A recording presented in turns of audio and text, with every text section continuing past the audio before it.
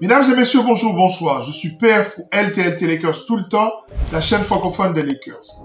Aujourd'hui, c'est Game Day. Et quel match? C'est sans doute le match le plus important des Los Angeles Lakers de ces 3 dernières années.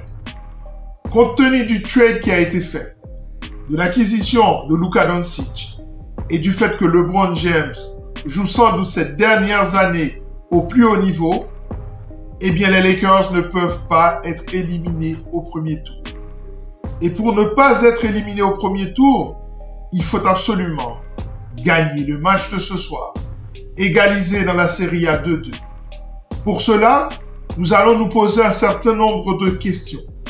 Des questions par rapport au 5 de base. Faut-il changer le 5 de base? Des questions par rapport à la rotation de cette équipe des Lakers. La rotation des 9 joueurs, qui est la règle d'or des Los Angeles Lakers, faut-il la changer? Et enfin, nous parlerons des minutes jouées par LeBron James et de son utilisation d'une manière générale. Lakers tout le temps, c'est tout de suite. Step 1, wake up early, gonna rise with the sun. Step 2, get some good, some food in you. Step 3, think real hard about what you wanna be. Step 4, everybody just do your thing. Wake up, today's gonna be a good day. Wake up, today's gonna be a good day. Wake up, today's gonna be a good day. Wake up, today's gonna be a good day.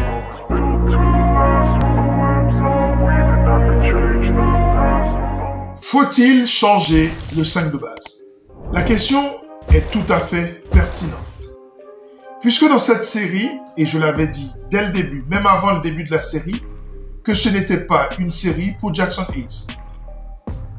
Force est de constater que le garçon n'a pas apporté ce qu'il aurait dû apporter, à savoir une présence au poste 5, une menace au lob qui permet de diversifier ce que Luka est capable de faire. Luka est plus dangereux lorsqu'il peut compter sur une menace au lob. On l'a vu l'année passée avec Dallas. Il n'a pas non plus apporté le rebond. Il n'a pas apporté la protection de cercle. Bref, le mec, quand il était sur le terrain, c'était une catastrophe. Notamment lors du deuxième match où il a pris rapidement 5 fautes. Je crois que JJ Redick voulait que Jaxson Hayes soit un facteur, mais il a compris qu'il ne le sera pas. Dès lors, il est question peut-être de se poser la question, ne faut-il pas changer ce 5 de base? Par exemple, en introduisant un Dorian Finney-Smith dans ce 5 de base.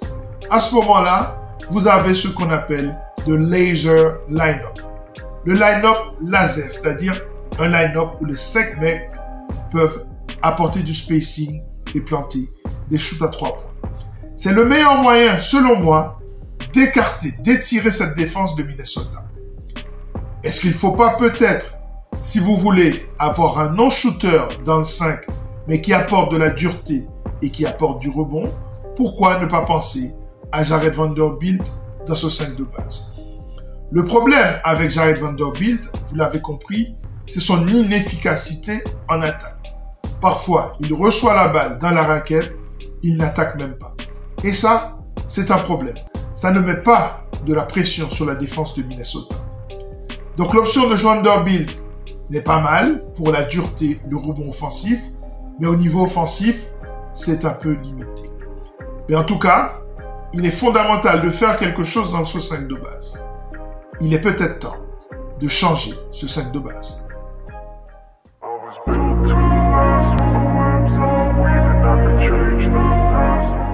Depuis le début de la saison, JJ Redick est fidèle à lui-même. Je veux une rotation de 9 mecs. C'est ce qu'il a dit dès le premier jour d'entraînement. Et on peut dire qu'il n'a pas dérogé à cette règle, sa règle. Les Lakers ont toujours tourné dans le cœur donc, de cette rotation avec 9 joueurs. 10e, 11e, 12e, peut-être quand il y a un blowout d'un côté ou d'un autre. Mais sinon, si le match est serré, c'est une rotation de 9 joueurs. La question qu'on se pose aujourd'hui, c'est est-ce qu'il ne faut pas ouvrir cette rotation? Par exemple, est-ce qu'il ne faut pas faire rentrer un Dalton Knecht dans ce 5 de base? Dalton Knecht, qui est un élément que beaucoup de gens aiment, dans la fanbase des Lakers. Moi, je me suis même posé la question, est-ce qu'il ne serait pas pertinent sur certaines petites phases? Et puis, je reviens vite à la raison en me disant, Dalton Keunek, les erreurs qu'il commet en défense ne sont pas des simples erreurs. Ce sont des oublis. Ce sont des erreurs de positionnement. Ce sont des erreurs d'interprétation. Par exemple, une phase de jeu où il ne faut pas switcher, eh bien, lui, il va switcher.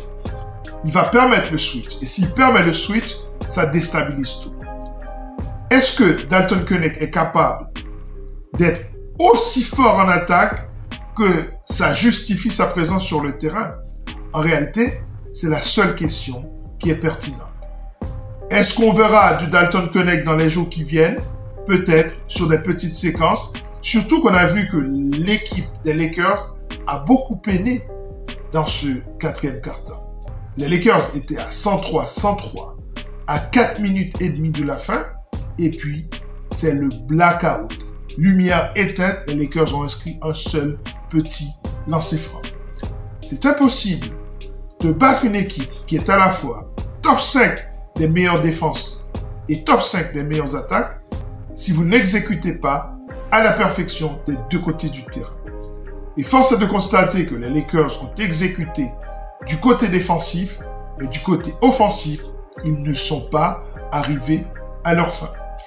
Rentrer un joueur comme Dalton Keunek dans la rotation, ça va déstabiliser le côté défensif sans apporter assez de garantie au niveau offensif pour justifier sa présence sur le terrain.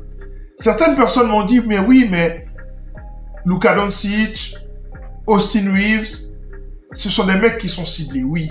Mais leur présence est vraiment fondamentale parce que ce sont ces mecs qui font beaucoup de choses en ball handling, en création de shoot, en shoot extérieur, en prise de décision. Donc, vous ne pouvez pas comparer. Vous pouvez vivre avec leurs défaillances parce que leurs points forts sont tellement essentiels au fonctionnement de l'équipe. Parce qu'au fond, les Lakers n'ont pas un problème défensif. Ils ont plutôt un problème offensif.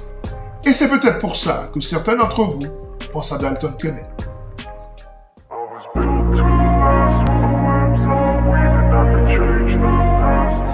Je n'ai pas compris l'utilisation de LeBron James dans le quatrième quart-temps du troisième match. LeBron James était dans la zone. LeBron James était sur le point de faire quelque chose d'historique. De toute façon, c'est historique. Jamais un joueur de 40 ans n'a inscrit autant de points que LeBron James dans un match. 38. Le problème, c'est que ces 38 points ont été inscrits jusqu'à ces 4 minutes 30 de la fin. Et là, LeBron James n'a plus rien inscrit. Non seulement il n'a pas inscrit, il n'a même pas tenté. Il n'a même pas eu la balle. Il est sorti à un moment crucial pour souffler sans doute, mais il fallait peut-être le laisser sur le terrain. Alors, il faut analyser cette question de deux points de vue. Du point de vue de LeBron James, mais aussi du point de vue du coach. Du point de vue de LeBron James, certes, il a pris 3 shoots lunaires exceptionnels qui ont laissé les Los Angeles dans le match. Mais la question c'est, est-ce qu'il ne prend pas ces shoots-là justement parce qu'il n'a plus l'énergie, parce qu'il a l'âge qu'il a, parce qu'il a perdu de son explosivité. Parce que je trouvais que LeBron James n'a pas mis assez de pression sur la raquette des Wolves. Et s'il ne le fait pas, les Lakers pour moi n'auront pas une grande chance d'éliminer les Wolves. On a remarqué que LeBron James avait perdu son explosivité depuis ce match de Boston où il a été blessé à l'aine. Peut-être que c'est ça qui explique son manque d'explosivité. Aujourd'hui, quand LeBron fait son premier pas, le défenseur est toujours face à lui. Parce que l'homme a quand même 40 ans, LeBron James n'est plus la bête physique qu'il était avant. Et dès lors, il s'est un petit peu réfugié sur ce shoot extérieur. Et c'est là qu'on a l'impression que ce n'est pas la bonne formule pour les Los Angeles Lakers. Mais aussi du point de vue de JJ Redick. Et ça, c'est la deuxième approche de la question. Pourquoi JJ Redick ne crée pas des situations down low, dans la raquette, pour permettre à LeBron James d'inscrire des paniers faciles et de mettre la pression sur l'équipe adverse. Si vous regardez l'utilisation de LeBron James par rapport aux deux autres joueurs du Big Three, c'est celui qui a joué le moins de minutes des 3. On peut le comprendre puisque son âge, encore une fois. Mais dans un money time, dans un match décisif, je m'en fiche. Vous lancez LeBron James dans la bataille et s'il s'épuise, tant pis.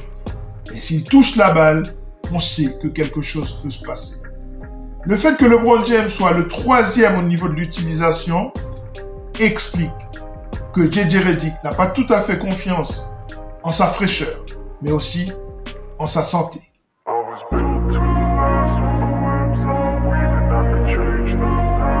Voilà, ça est terminé pour cette émission consacrée à la rotation, aux suggestions pour le 5 no base et aux suggestions pour l'utilisation de LeBron James. Avec un J.J. Redick qui peut lui faciliter les choses, qui peut créer des situations pour lui pour qu'il soit impactant. LeBron James qui n'a pas touché le ballon dans le 4e quart-temps de ces 4 dernières minutes, pour moi, c'est un sacrilège. Et ça explique pourquoi l'équipe a perdu. Quand LeBron James rend 3 shoots d'affilée, vous vous dites qu'il est dans le rythme et vous le laissez. Je vous laisse en espérant que vous vous êtes abonné à cette chaîne, que vous m'avez mis un petit pouce bleu afin de renforcer les muscles de cette chaîne dans l'algorithme de YouTube, que vous avez mis un commentaire pour que la communauté reste vivante et enfin que vous avez partagé cette vidéo afin que d'autres personnes puissent la voir. N'oubliez pas qu'il y a partout des fans de NBA, des fans de basket et des fans des Los Angeles Lakers. Prenez soin de vous, on se revoit demain. Bon match, ciao.